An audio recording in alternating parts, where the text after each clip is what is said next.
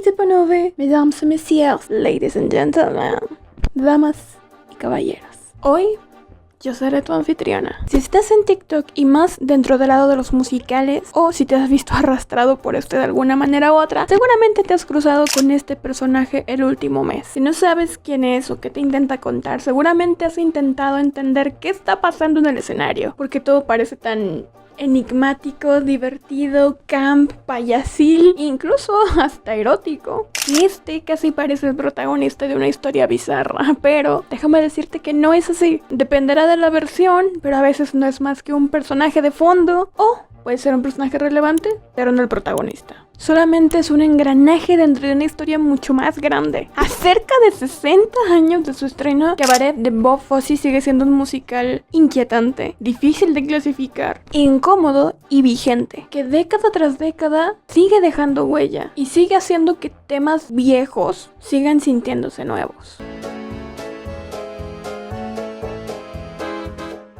Según tengo entendida, la versión que se encuentra viral en este momento en TikTok de Cabaret se estrenó el 1 de diciembre del 2024 en Kiev, Ucrania, por la compañía llamada Teatro Joven en su traducción al español. Y parte de la culpa de la viralidad de este musical en redes sociales la tiene el actor ucraniano Ilya Chaporov, que interpreta el personaje del MC o maestro de ceremonias, de quien inspiré mi make-up de hoy.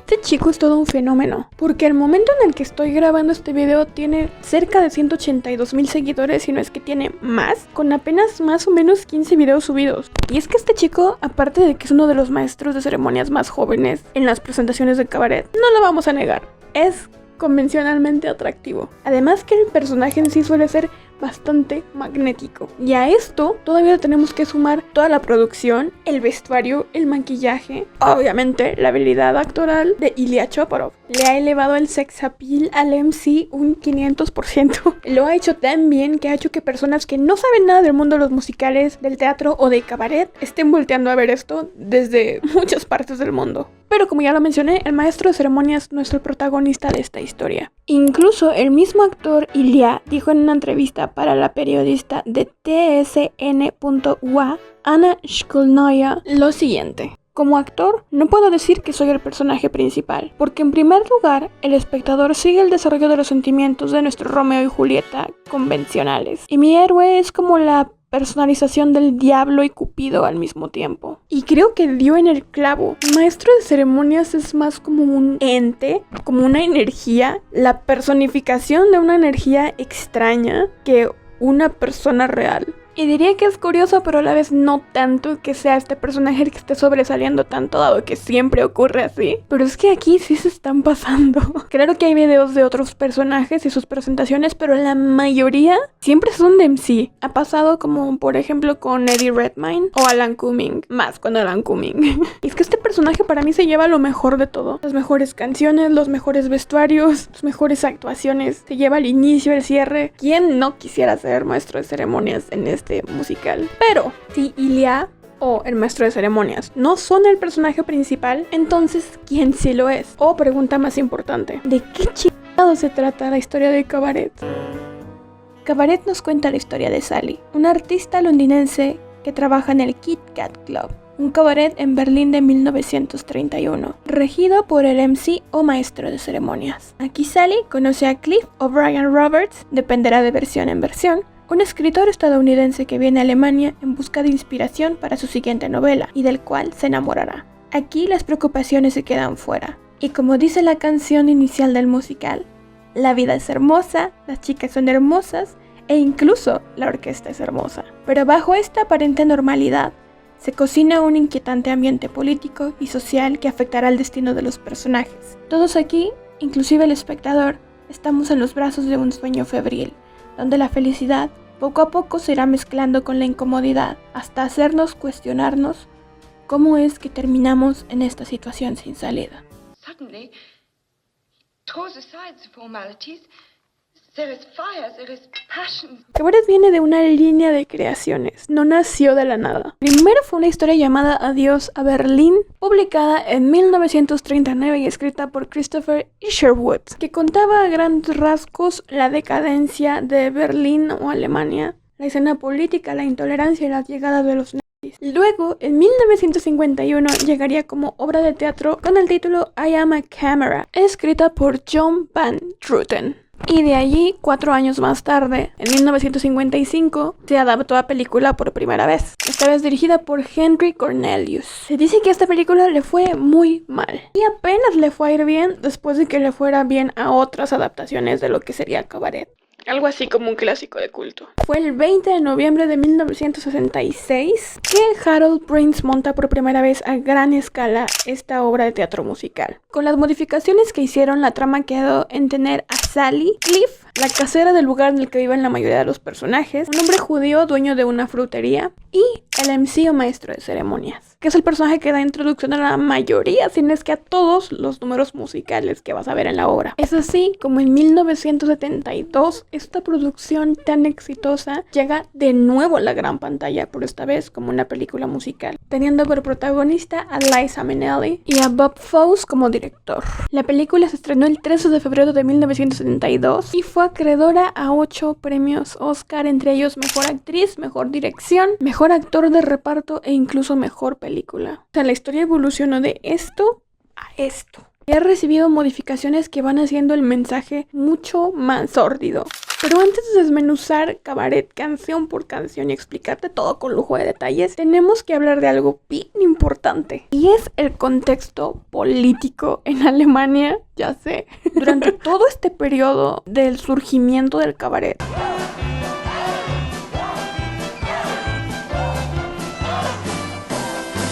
Si no lo sabes, tal vez te sorprenda, pero el cabaret y los nazis tienen una relación así, uno pegado con el otro. Y ahí te va. Si quieres un orden cronológico para entender la obra de cabaret de Ucrania, primero tendrías que ver Moulin Rouge.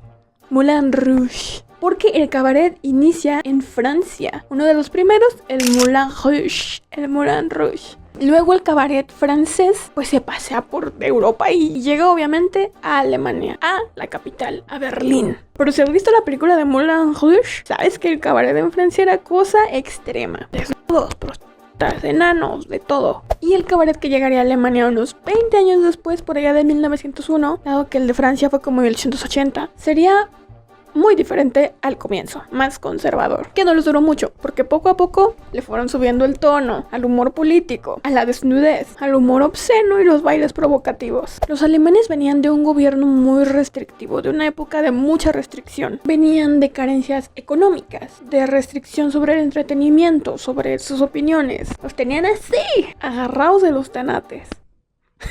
Para esas épocas pues los soltaron y muchos de ellos dijeron es ahora o nunca. Los dejaron ser libres, ser ellos mismos, pero tenían este presentimiento de que no iba a durar. Entonces estaban en este despilfarro de generación. Fue progresivo, pero de pronto ya era mucho. Yo creo que llegaron a superar a los franceses sin pedo. Los cabarets eran en su mayoría frecuentados por gente de la comunidad LGBT. Lesbianas, gays, transvestis, algunas de las primeras mujeres trans. Y era un lugar donde no tenían que ocultar quiénes eran y podían dar sus opiniones políticas sobre sus derechos, sobre el aborto, sobre feminismo, sobre todo. Todo se valía. Y cuando digo que hacían sátira política, de verdad lo hacían, no lo soltaban. Hablaban de todo aquello que les molestaba. Llegaron a hablar de Friedrich Ebert por su peso y llegaron a parodiar a Adolf Hitler de una manera que lo hacían ver ridículo por sus gestos y apariencia. Al cabaret le fue bien cuando nació, pero después, cuando había cierta estabilidad en Alemania, poco a poco fue decayendo, porque a Alemania le comenzaba a ir mejor y mejor y mejor. Entonces ya se veía como innecesario. Estoy hablando durante los 10s, durante la década de los 10s. Pero en los 20s, como podemos ver, les vuelve a ir mejor, porque Alemania se encuentra en una época de crisis política, de inflación, donde hasta comprar pan se vuelve algo inimaginable casi. Pero luego, como por allá del 24, se vuelven a estabilizar por el plan Dawes y otra vez al cabaret le vuelve a ir mal. Por allá del 29 le vuelve a ir mal a Alemania, desafortunadamente. Otra vez a nivel económico por la caída del Wall Street. Entonces el cabaret vuelve a resurgir otra vez. Ya no se conformaban con tirar una indirectilla y un humorcillo político, ya eran bien directos. Y tenían posiciones bien radicales a lo que sería el siguiente gobierno. Muchos de ellos eran comunistas o socialistas. Y la gente del cabaret, los compositores principalmente de estas obras, estaban dando cuenta de lo que estaba sucediendo en la escena política en Alemania a finales finales de los 20, principios de los 30. Sabían para dónde iban y no les estaba gustando. Frederick Hollander escribe una canción que se llama El tren equivocado, donde se utiliza la metáfora de que pues Alemania está tomando el tren equivocado y van en dirección a Nacidonia. Sus creencias políticas eran bien firmes. Les valía lo que les pudiese venir encima. El cabaret parecía necesitar de la desgracia alemana para florecer. Pero esto no les duraría para siempre. Y ahora con este contexto podemos hablar del musical Cabaret, que se sitúa después de todo lo que te acabo de contar. Así que analicemos y escuchemos la historia que Cabaret, el musical, tiene para nosotros. Como advertencia te diré que entre musical y musical, versión y versión, incluso entre la película, algunas de las versiones de la obra de teatro, hay diferencias. Y que si las hay. Algunas veces algunas canciones se quedan, otras veces las quitan. A veces el final cambia, los vestuarios cambian, hay interpretaciones que pueden cambiar. E incluso la historia suele cambiar. Más que nada entre la película y cualquier versión de las obras de teatro. Ese es punto y aparte. Para este video solamente nos vamos a basar en el musical. Principalmente en la versión de Alan Cumming que puedes encontrar en YouTube. Aunque de vez en cuando referenciaremos la película o la versión ucraniana 2024-25. Lo poco que sé de esta gracias a los TikToks que se han subido. So, let's go.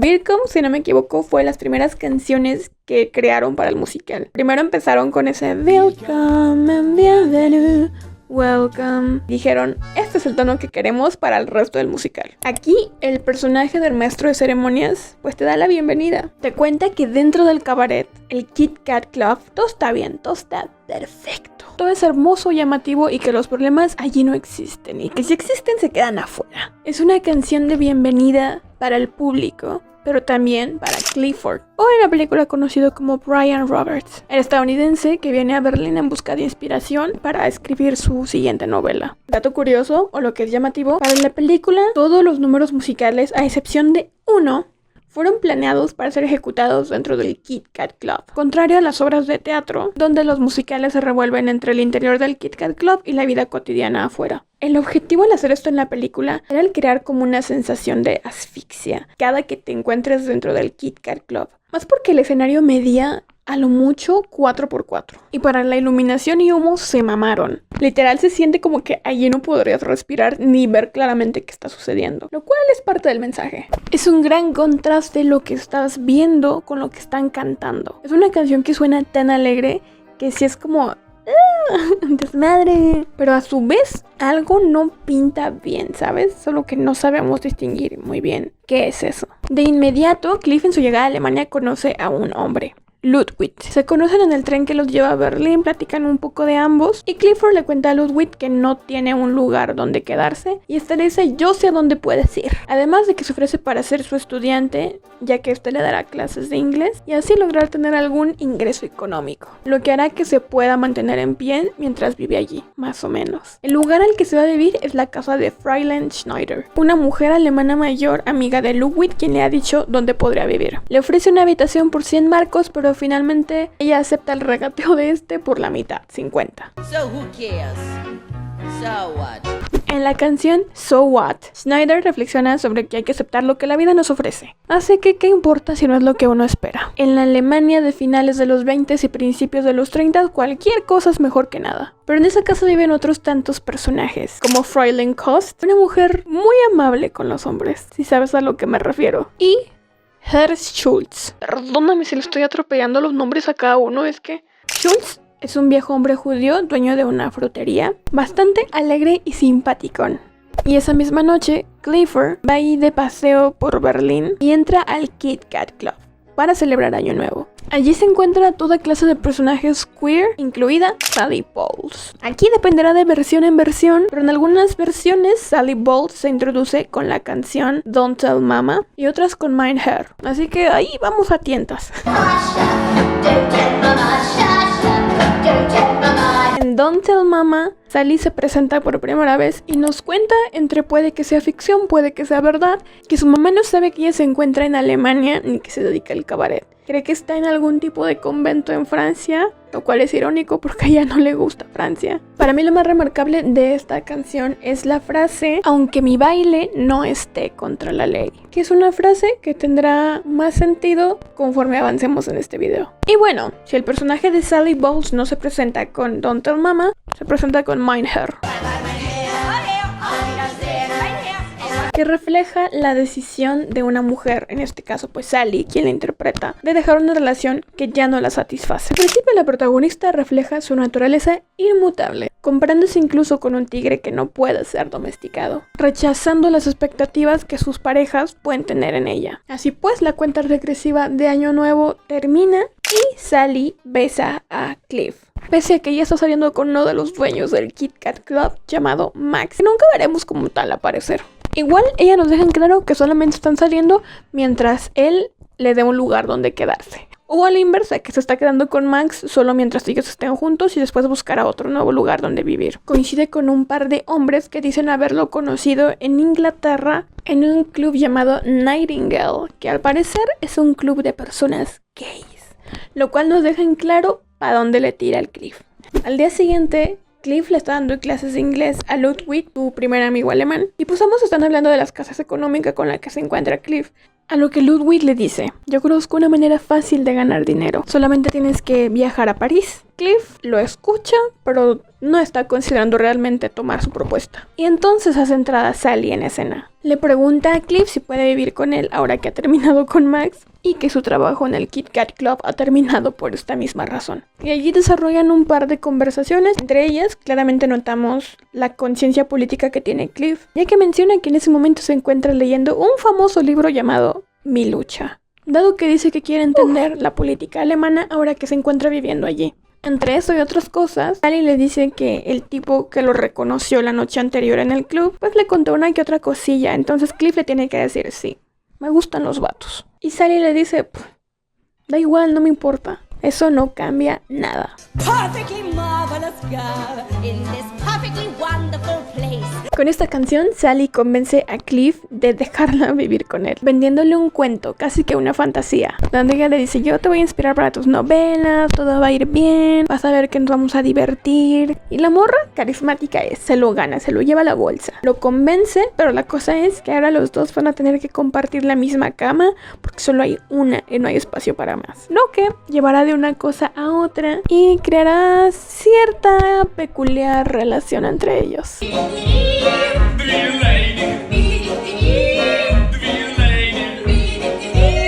En esta canción vemos aparecer de nuevo al maestro de ceremonias acompañado de dos chicas del Kit Kat Club, y pues interpretan una canción que nos deja en claro qué es lo que está sucediendo entre la relación con Cliff y Sally, donde al parecer suelen haber más de dos personas en esa relación y en su cama.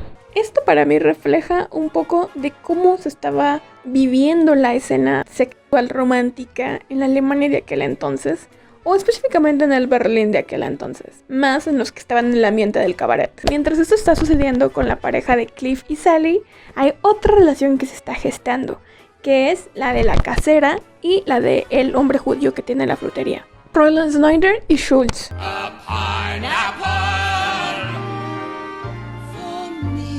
Schultz llega a la casa y le ofrece un regalo maravilloso a Fräulein Schneider: una piña. Un gran detalle romántico para la época, ya que parece que este hombre no posee tanto, pero entregar una piña en aquel entonces, no poseerías tanto, pero querrías tanto a una persona como para entregarle algo tan valioso.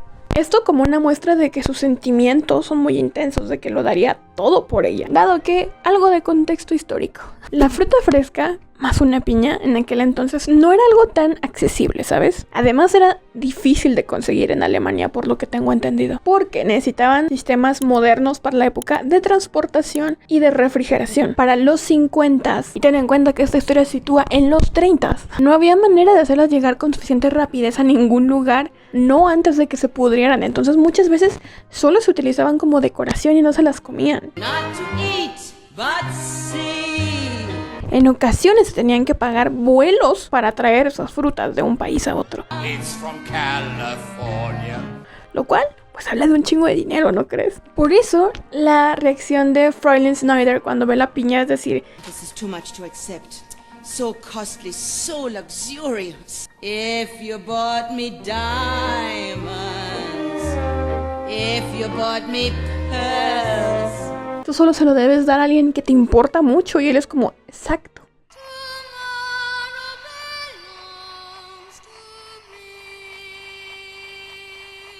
De entre la oscuridad sale el maestro de ceremonias y en sus manos lleva un fonógrafo. En este suena lo que parece una dulce canción interpretada por un niño, donde se habla de un futuro prometedor y pacífico, pero antes de que la canción diga su última línea con Tomorrow belongs to me, el mañana me pertenece a mí, el maestro de ceremonias lo detiene para ser él quien diga con un aire violento, me pertenece a mí.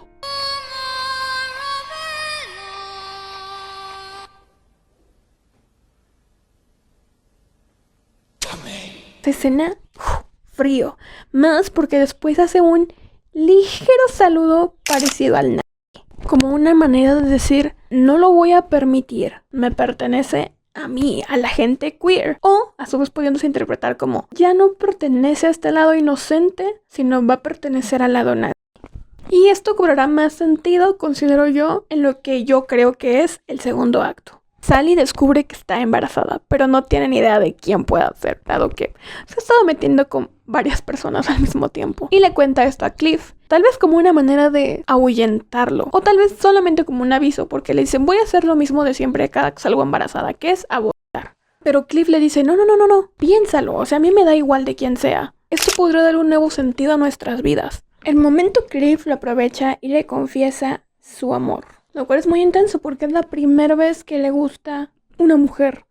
Y de verdad. All the odds are in my favor. Maybe This Time expresa esta necesidad de ser amada. Esta búsqueda de la estabilidad emocional, de finalmente lograr una relación bonita. Pero a su vez, habla de desconfianza, baja autoestima, de cómo Sally siente que el mundo la percibe, como con frases con Everybody loves a winner, so nobody loved me. Aquí Sally reflexiona sobre todo lo que ha hecho en su vida hasta este momento. Se encuentra desesperada entre esta idea de aferrarse a que va a lograr alcanzar el amor que siempre ha querido, pero también tal vez intentando convencerse de que esto es realmente lo que quiere. Es entonces que Ludwig entra en escena y casi como una señal divina llega a proponerle a Cliff de nuevo lo de el dinero fácil haciendo el viajecito a Francia. Solo que esta vez lo agarra en una verdadera necesidad porque es probable que vaya a ser padre. Él no tiene un trabajo estable. Sally se quedó sin trabajo. Solamente tiene que recoger una maleta en París y llevársela a un cliente de Ludwig en Berlín. Puede que lo que esté sucediendo de fondo dentro de esa maleta sea turbio, pero necesitan el dinero. Así que por primera vez acepta.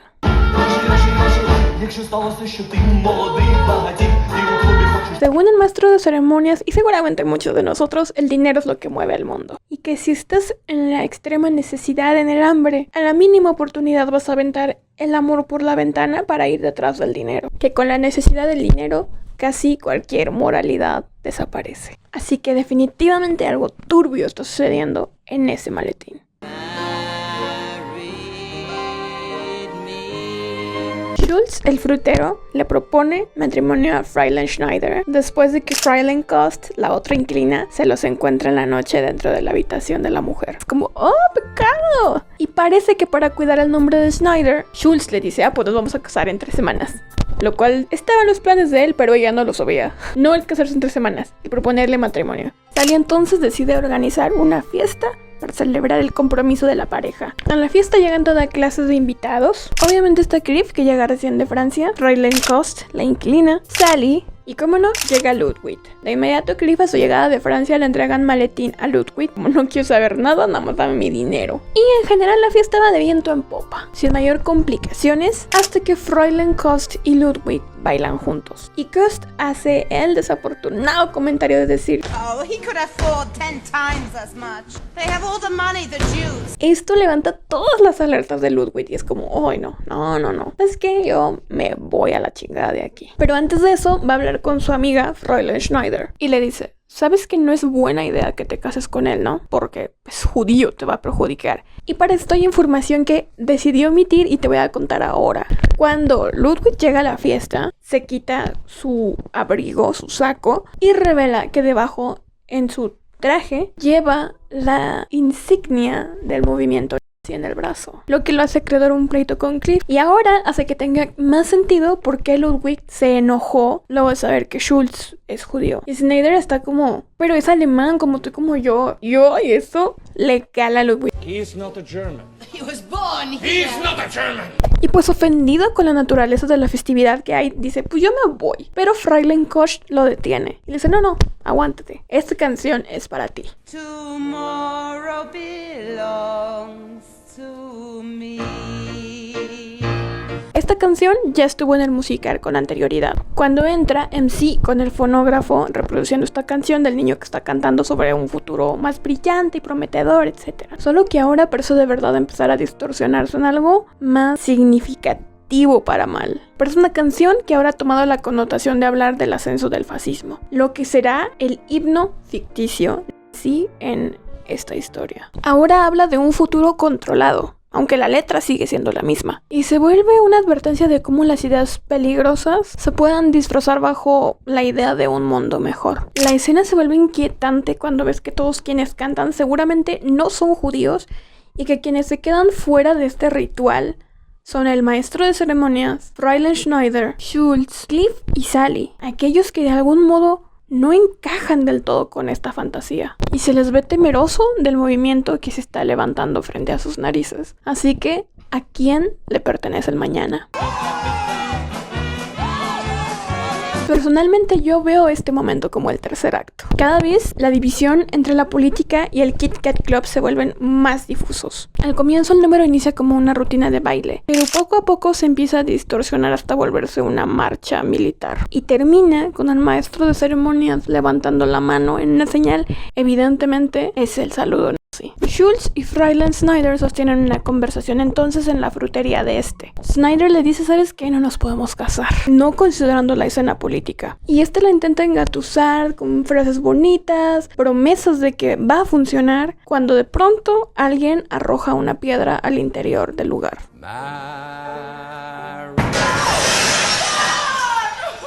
Schultz le dice, no te preocupes, solo son niños, están jugando, van de camino a la escuela, no hay nada que temer. Pero Schneider entiende más que nunca que no puede seguir relacionándose con él.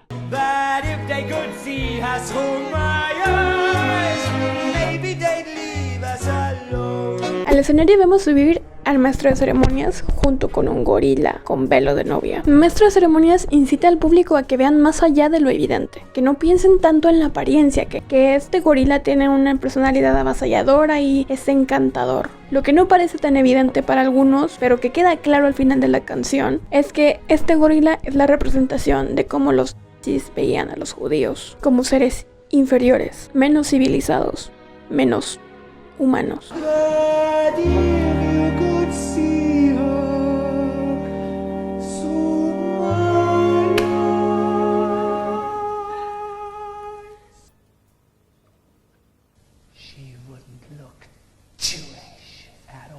Y ahora Cliff, peleado con Ludwig sin trabajo, porque ya no le puede dar clases ni seguir yendo a los viajecitos a Francia, y Sally con una propuesta de volver al Kit Kat Club, se encuentran en una situación incómoda. Hay tensión por su situación. Es obvio que Cliff se está dando cuenta del ambiente político. Berlín ya no le parece tan encantador como cuando recién llegó, menos con una mujer embarazada. E intenta hablar con Sally, oye, esto, lo otro. Este lugar no está bien políticamente. A lo que Sally suelta una de las frases más icónicas de todo el musical. Politics. What has that got to do with us? Cliff está como, niña, despierta. No podemos ignorar esto. Si no estás contra ellos, estás con ellos. ¿Qué vas a hacer? What would you do? Y la situación no hace más que empeorar cuando Fräulein Schneider entra y les devuelve el regalo de bodas que estos le habían hecho. Les dice que lo suyo no va a poder ser. No hay ni habrá matrimonio. Lo que hace que Cliff se enoje más. No se puede rendir, es el amor, esto y lo otro. Y él le dice, no lo entiendes, bro. No lo entiendes. Yo he estado aquí sola, yo he salido adelante sola, superé la Primera Guerra sola, la Gran Depresión. Yo he estado aquí manteniéndome sola. Y no voy a dejar que los nazis me hundan. Hablas y hablas porque eres joven, no eres de aquí, te puedes ir cuando quieras. Pero tú, ¿qué harías en mi lugar? Se las cantó derechas. Cliff quiere irse de regreso a Estados Unidos, pero Sally quiere quedarse, más cuando le han devuelto su trabajo. Él está aterrado, pero ella sigue creyendo en esta fantasía de un Berlín hipnótico, artístico, extravagante, que evidentemente se está desvaneciendo, pero ella no lo quiere ver. Ella cree que todo se va a solucionar y todo va a estar bien. Y I Don't Care That Much es una canción que habla de que a alguien en una relación ya no le importa a la otra persona. Le da igual si se va o se queda. Lo cual no podría definir mejor el momento. Cliff dentro del Kit Kat Club se encuentra entonces a Ludwig. Y este le dice, ándale otro viajecillo, que no sé qué, por favor, te pago el doble, el triple, lo que quieras. Pero Cliff está de que no quiero saber nada de ti, vas en contra de mis ideales. Y no se queda solo en eso, le empieza a decir todas sus cosas, se las canta derechas. Lo que a Ludwig no le gusta y se lo termina agarrando a chingadazos. Cabaret me parece una declaración de intenciones. Dependerá de interpretación a interpretación de Sally en Sally, pero siempre podemos ver en cualquiera de estas versiones cómo Sally acepta vivir en la ignorancia, pese a lo que está sucediendo a su alrededor, y se le nota en cierto modo aterrada. She was the happiest corpse.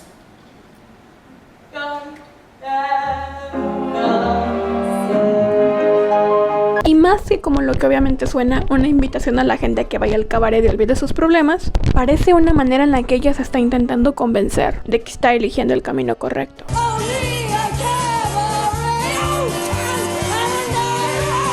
No solo Cliff está empacando para irse de la casa de Fräulein Schneider, sino también Schultz, que dice que no puede quedarse a vivir allí, que se irá a otra parte de Berlín para hacerle las cosas más fácil a Schneider ahora que ya no existe compromiso ni relación alguna entre ellos. Cliff entonces lo anima a irse a Estados Unidos, teniendo en cuenta el ambiente político que hay en Alemania, pero Schultz le dice, It will pass, I promise you. y Cliff responde, I hope you're right. a lo que Ludwig dice, Well, I know I'm right because I understand the Germans. After all, what am I? A German. Segundos después llega Sally, anunciando que ha abortado al bebé y que ni de broma se va a ir a Estados Unidos, dejando que Cliff se vaya solo y demostrándose que lo que cantaba en Mindhunter era sumamente real. Ella no piensa ajustarse a otros, puede dejarlos ir con facilidad, incluso si le rompen el corazón, incluso si se ha dado cuenta que en esta ocasión, de nuevo, no podrá ganar. Willkommen, bienvenue, welcome. Fremder, étranger, stranger. En este último número, Cliff viaja en tren. Recuerda su estancia en Berlín. Había un cabaret, un maestro de ceremonias y una mujer. Al mismo tiempo, el maestro de ceremonias entra y comienza a cantar Welcome de nuevo. Pero cuando pronuncia la palabra stay, tocándole el rostro a Cliff, este se niega y se va. Este último número tiene mucho peso en todo lo que muestra. Es el más denso de todos, porque primero vemos a MC hacer un sutil movimiento con el cuerpo formando una espástica. Más o menos lo que hacía Eddie Redmayne, pero en el primer número, Cabaret. No Cabaret del Reprise. Pero Eddie Redmayne no era nada sutil, era muy evidente, lo cual fue como holy shit. Luego, el maestro de ceremonias dice, Where are your troubles now? Forgotten?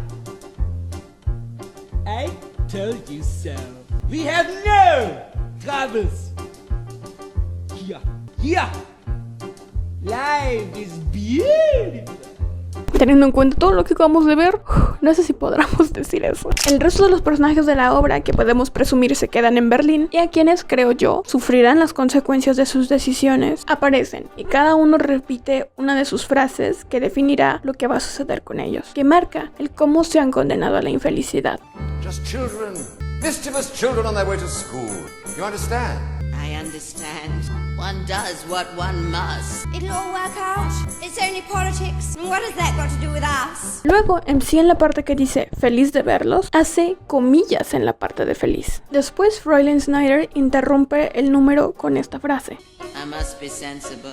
If the Nazis has come, what other choice have I? Haciendo que MC le mire preocupado, demostrando cómo poco a poco su burbuja parece estarse rompiendo. Schultz dice entonces: I know I'm right.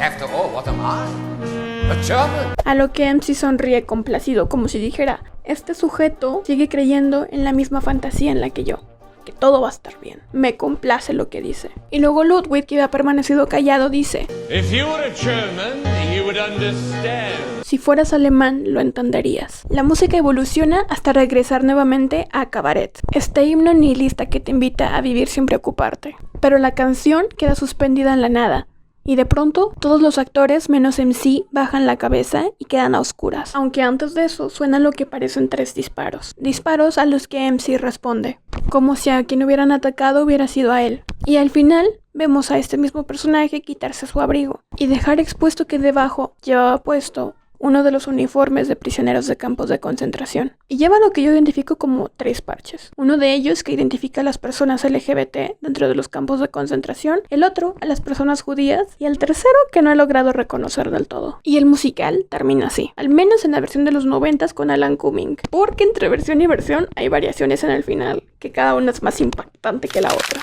La película termina con la cámara moviéndose de donde se encuentra MC hacia un espejo distorsionado. En este, a través del confuso reflejo, vemos lo que parece demostrar que el Kit Kat Club poco a poco se está infestando de público nazi, lo cual es bien impactante, güey. Pero si este video existe, es por la versión ucraniana y su final es aún más enmarañado y difícil de entender. Según lo que yo he visto por los clips de TikTok, el final va un poco parecido como el primero que te conté, solo que MC no se quita ningún abrigo. Lo que hace es que sube a una escalera, saca lo que parecen unas lámparas y se ilumina a sí mismo, mientras canta la despedida. Después procede a llevar la luz de las lámparas al público y las mueve como si estuviese buscando algo o como lo hacían los circos, solamente para crear esta tensión. Por allí vi una interpretación en uno de los videos donde mostraban el final en TikTok, donde alguien decía que su interpretación era que el maestro de ceremonias sí había terminado en un campo de concentración, pero se había escapado, y estas luces parecen indicar que lo están buscando. Esa idea me gusta, pero creo que tendría más peso si al final sí hubiese llevado el uniforme, y no lo lleva entonces. Y bueno, pues yo tengo mi propia interpretación de este final. Para mí, que el maestro de ceremonias haga esto con la luz tiene una interpretación que habla sobre la relación que hay entre el público y lo que se acaba de ver o la obra de teatro en general. Es como si dijera: lo que aquí hay en el escenario no es tan diferente de lo que hay para ti en la vida real. El cómo de algún modo con las risas, porque muchas veces uno se ríe en momentos que después dices: ay, esto no era de risa. Esas risas nos han hecho cómplices. Esa ignorancia nos ha hecho cómplices. Es una manera de decir: no caigan en la ignorancia. Manténganse iluminados. O sea, piensen. Es como cuando Alan Cumming hace un gesto como así, pero en la cabeza, como haciendo una señal de mente abierta, de piénsalo bien, piénsalo 2 veces, analiza. Y ese es un gesto que también hace para el final. Esa iluminación para mí también puede ser un indicador de: esto ya pasó aquí, pero no significa que no te pueda pasar a ti también. Dado que lo que ya pasó allí hace casi 100 años en nuestra historia, no es algo que digamos que no se puede repetir. Pero esa no es nada más que mi interpretación, ¿ok? Y así sin más, termina Cabaret. Más adelante te daré mi interpretación sobre qué es lo que creo que pasó con cada uno de los personajes y algunas teorías conspirativas que tengo por ahí. Pero ahora tenemos que hablar del siguiente punto, porque, ok, ya te hablé del nacimiento del cabaret en Alemania, ya te hablé de Cabaret en sí, que sucede después de todo el contexto histórico que te di, o durante. Ahora toca hablar de qué pasó históricamente después. Sabemos que Adolf Hitler toma poder en 1933. Entonces, Don't you understand? If you're not against all this, you're for it. pues vimos que el cabaret se alimentaba de la desgracia de Alemania. Entre peor le fuera económicamente y políticamente a Alemania, mejor parecía irle al cabaret. Pero con la llegada de los nazis, esto dejó de ser así. Dado que los nazis empezaron a entrar a los cabarets y a decirles: no puedes seguir haciendo esto. Muchos de ellos hicieron caso, pero hubo otros tantos rebeldes que siguieron hablando de política. Quienes dejaron de hacerlo tenían miedo de terminar en campos de concentración. Incluso en una ocasión, el jefe de la propaganda nazi, Joseph Goebbels, acudió a un teatro de Viena y estaba tan enojado con lo que vio que amenazó a todos los participantes del cabaret con que los iba a enviar a un campo de concentración si seguían haciendo eso. Y esa amenaza se empezó a volver constante. hasta que finalmente los fueron cerrando uno por uno. Pero no nada más porque hablaran de cosas políticas, sino porque Hitler los consideraba inaceptables. Lo consideraba un arte degenerado. Lo cual sí era, pero no había el problema. Pero él sí lo veía porque él solo era como, las cosas que yo considero buenas y ya. Las cosas que yo considero sanas y ya. Solo veía con buenos ojos la música austriaca, principalmente si era música clásica, como Wagner y Beethoven, pero no la judía. Repudiaba el jazz. Lo consideraba música de negros y cualquier tipo de música compuesta por judíos. Daba igual si era música de cabaret o si era música clásica, mientras estuviera hecha por judíos, no era bienvenida. Para 1938 llegó hasta ofrecer exposiciones donde denigraba cierto tipo de música y a cierto tipo de personas. La exposición llevaba el nombre de música degenerada por su traducción al español e incitaba al público a sentir repugnancia por ciertos géneros musicales. En el póster promocional se veía a un hombre negro con rasgos a los de un mono, llevando la estrella de David y un pendiente gitano. Este fue el último clavo en el ataúd para muchas personas que se dedicaban a la música. Quienes no habían oído o quienes no habían sido prisioneros, en este momento había sido el momento para hacerlo. Y quienes no lograron salir de Europa, como el cantante y director de cine Kurt Gerron, murieron en campos de concentración. Sonará ignorante de mi parte, pero yo recién hace un año o dos me enteré que en los campos de concentración no solo había lo que de por sí ya es trágico, judíos, sino que también habían personas con discapacidades, trastornos mentales y personas dentro de la comunidad LGBT. Aunque a estos últimos he de decirte que el objetivo no era acabar con ellos, sino acabar con su homosexualidad. Al menos eso es lo que decían, porque hubo, hasta donde tengo entendido, entre 5,000 a 15,000 personas LGBTs que murieron dentro de estos campos. Y si quieres saber más de este tema, te recomiendo mucho ver el documental de Netflix, El Dorado, todo lo que odian los nazis, donde te habla del cabaret, la comunidad LGBT y su relación con los nazis. Está muy interesante, la verdad. Entonces, sabiendo esto, The Kit Kat Club is so happy!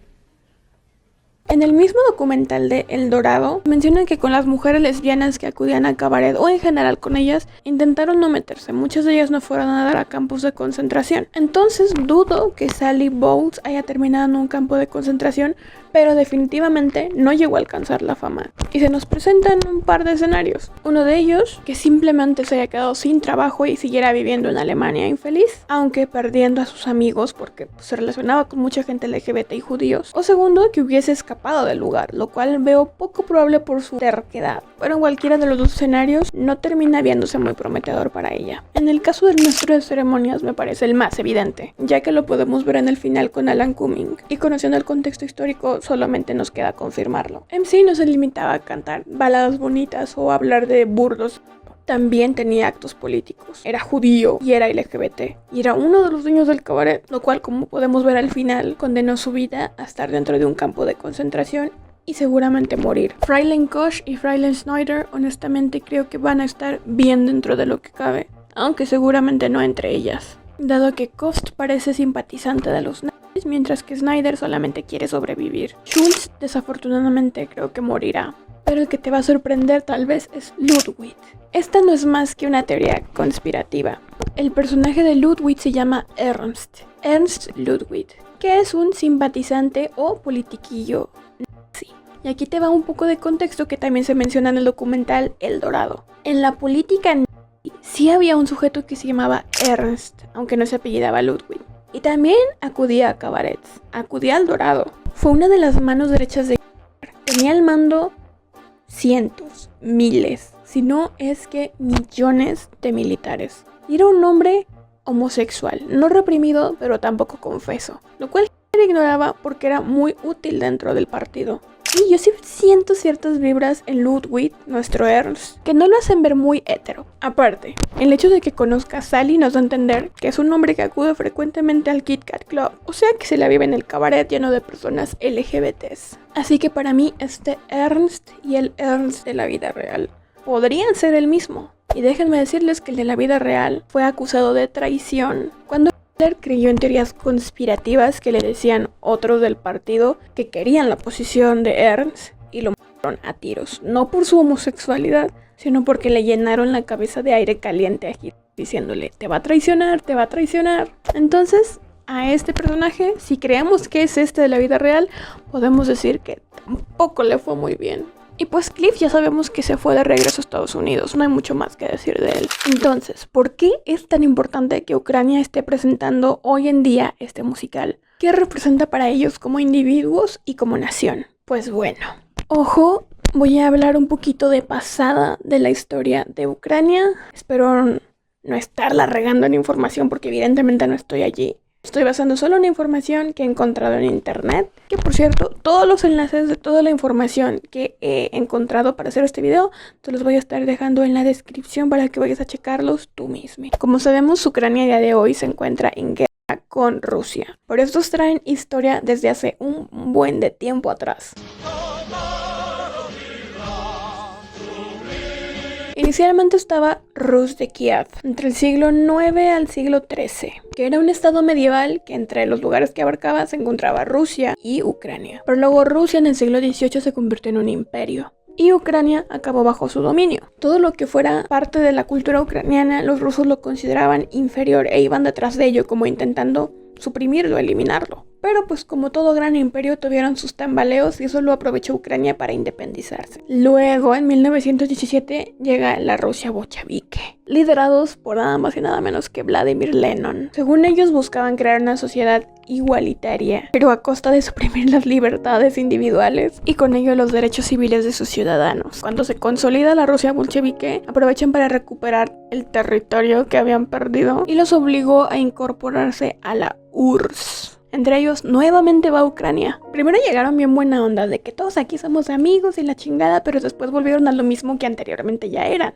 Ser unos mierdillas. Y llevaron a Ucrania a una gran hambruna llamada Holodomor, que duró de 1932 a 1933, en la que murieron millones de ucranianos. Entonces llega la Segunda Guerra Mundial y con ello los nazis y hacen un caos en Ucrania. A otros tantos millones de personas. Aquí la cosa se pone truculenta porque parte de los ucranianos apoyaban a los nazis, pero solo como para encontrar una vía para independizarse, cometiendo crímenes atroces. Pero otra parte no estaba del lado de ellos y luchaban por echar a los nazis fuera de Ucrania. Esto con la ayuda de la URSS. Entonces, aparte de una guerra mundial, había una guerra civil, pues. Y luego lograron asentarse. Se convirtieron en uno de los países más importantes dentro de la URSS. Y fue hasta 1991 cuando, después de un buen de tensiones, finalmente se disuelve la URSS. Ucrania estuvo a favor de que la URSS se disolviera, pero pues esto a Rusia nunca le encantó y en realidad nunca lo terminó de aceptar. Siempre fue como, sí, lo que digas, pero me sigues perteneciendo de algún modo. Por ahí se decían que lo consideraba el hermanito menor. En 2013, esta tensión que ya había entre, pues tú te consideras independiente, pero yo no te considero, explotó otra vez. Porque el presidente ucraniano de aquel entonces pensaba formar parte de la Unión Europea. Y Rusia llegó a meterle presión de que, ¿qué dijiste? Entonces, pues el presidente ucraniano dijo, ¿sabes qué? Mejor ahorita no. Y pues obviamente esto no le gustó a la población ucraniana, principalmente a la de Kiev, que organizó un buen de protestas. Esas protestas fueron conocidas como el Euromaidán de 2013 a 2014, que obviamente reclamaban que Ucrania sí se uniera a la Unión Europea. Después del Euromaidán, Vladimir Putin ordenó que se invadiera de forma anónima, o sea sin uniformes, lo que es la península de Crimea, que es parte de Ucrania. Y apoyó levantamientos en las provincias de Donetsk y Lugansk, lo que llevó a que se crearan repúblicas autoproclamadas, aunque ni Ucrania ni la mayoría del resto del mundo los reconoce como repúblicas independientes. Y este fue el inicio de los conflictos que sostienen aún hoy en día. Y ahí te va. Si no sabes, Vladimir Putin pues tiene ciertas acusaciones contra los ucranianos. Los acusa de ser un gobierno de ultraderecha, lo cual es irónico porque en realidad es el que tiene un gobierno de ultraderecha. Y ve esto como una excusa para atacar Ucrania. Y él es como, no, lo estoy haciendo por su bien. Que ustedes no saben. Específicamente dice que hay grupos nacionalistas y neonazis. Hazme el chingado favor. Después de todo lo que le ha pasado a Ucrania, muchas veces relacionado con los nazis, ¿crees que van a ser neonazis? Fue cuando Zelensky dijo estar considerando unirse a la OTAN, que Putin dijo, ¿sabes qué? Ya te di mucha chance, ya les di mucha chance a los ucranianos de reflexionar, los voy a invadir.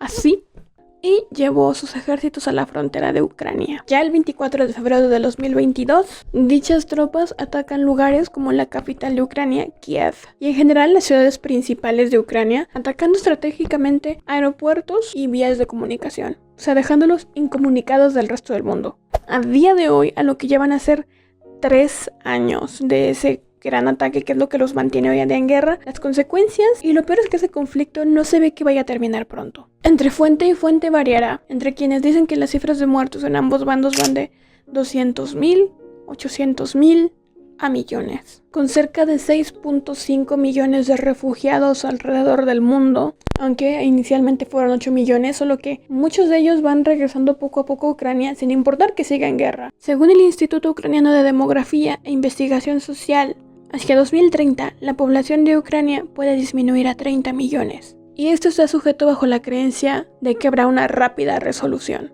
Y esto se debe tanto en parte a las bajas de las pérdidas por guerras, que cada vez van bajando más el rango de edad que se pide para poder enlistarse en el ejército, y a que los ucranianos están teniendo menos hijos a causa de la guerra misma. Y también el hecho de que ya hay mujeres enlistándose en el ejército a falta de hombres. Ucrania se está quedando sin hombres poco a poco. Las cosas están tan hijueputas que los rusos decidieron atacar a los ucranianos incluso en Navidad y en Año Nuevo.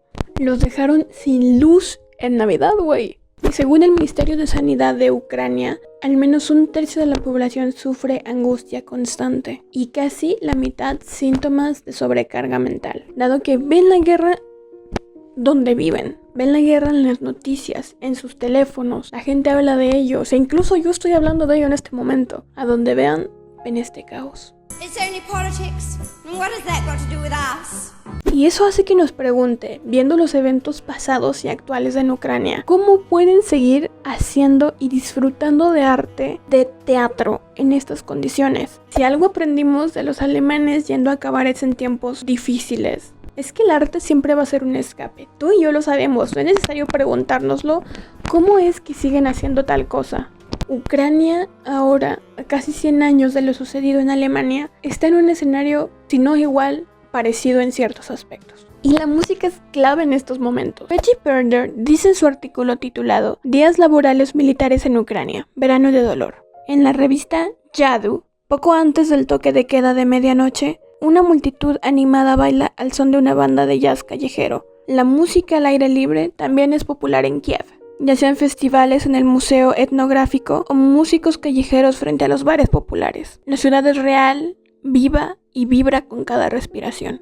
Y lo mismo dice Kate Surkan. En su artículo llamado ¿Está bien divertirse durante la guerra?, le preguntamos a los ucranianos, donde cuenta que un día después de que Rusia atacara a Kharkov a mediados de octubre del 2023 con drones que dañaron edificios residenciales, varias docenas de residentes locales se reunieron en un lugar no revelado para asistir a un concierto. Está bien experimentar alegría en tiempos difíciles, especialmente cuando te das cuenta de que cada momento podría ser el último, dijo Marina Shirakova, que trabaja en el Museo Literario de Kharkov.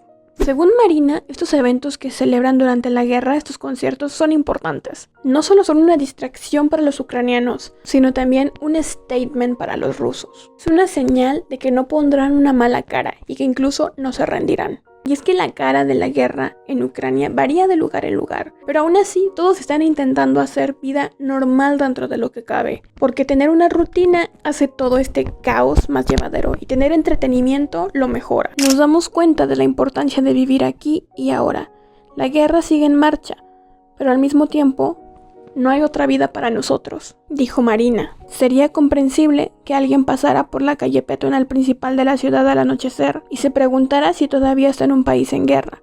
Los restaurantes están abarrotados de clientes y los músicos callejeros cantan canciones conocidas, porque en tiempos de terror cada experiencia positiva es valiosa. Y entre todo lo que le sucede, ver un show como Cabaret, que es divertido pero a la vez político, puede ser exactamente lo que se necesita.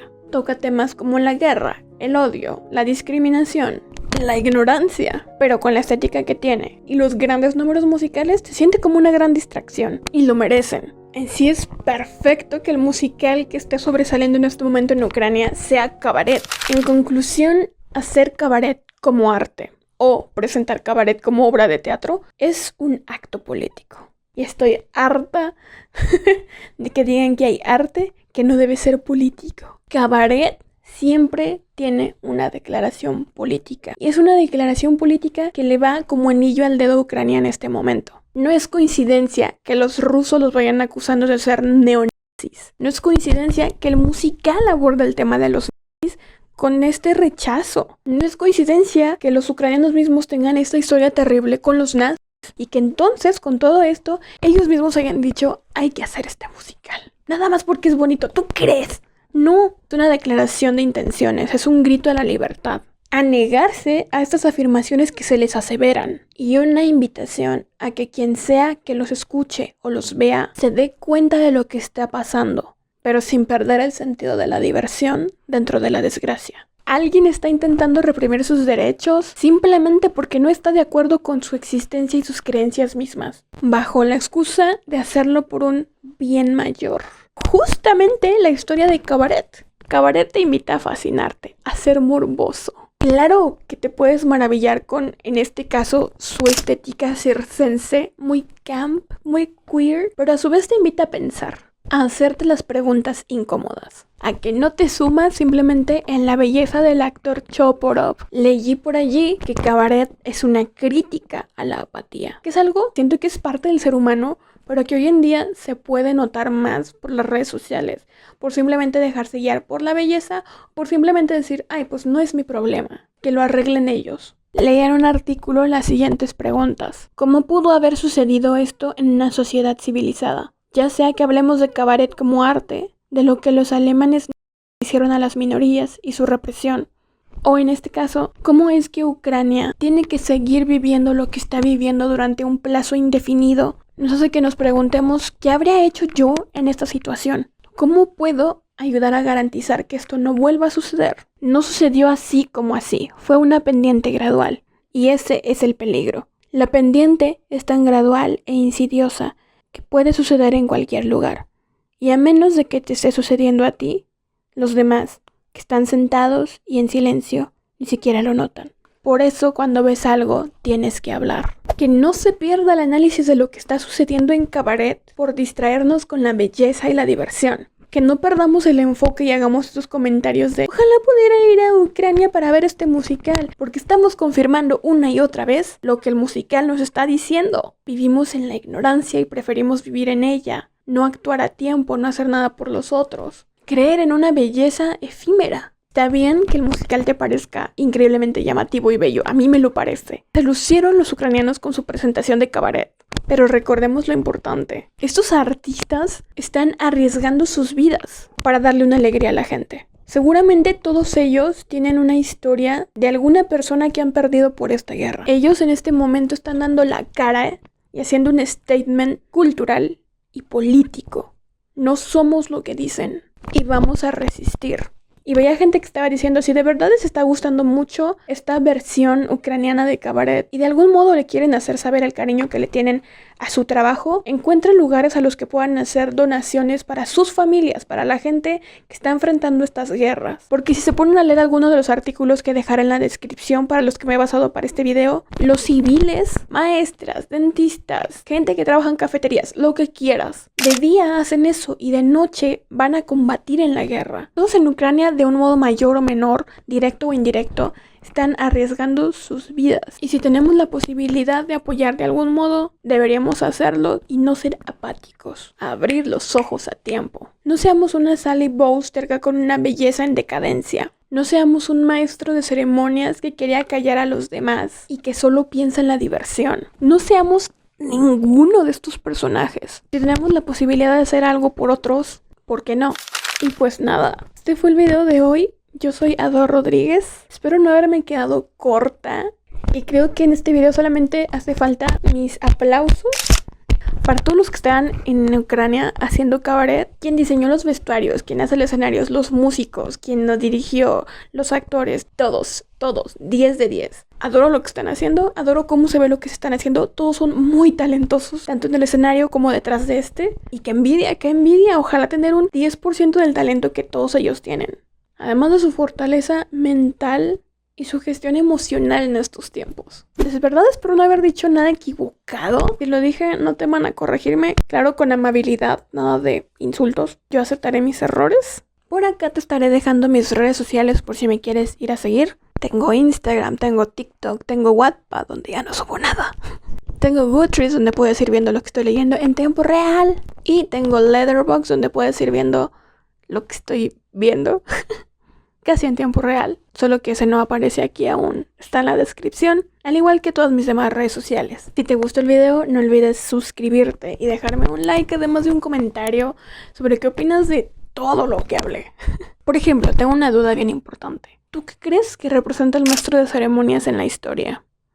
Bueno, supongo que nos estaremos viendo en otro video. Y pues no hay nada más que decir, entonces ya, adiós.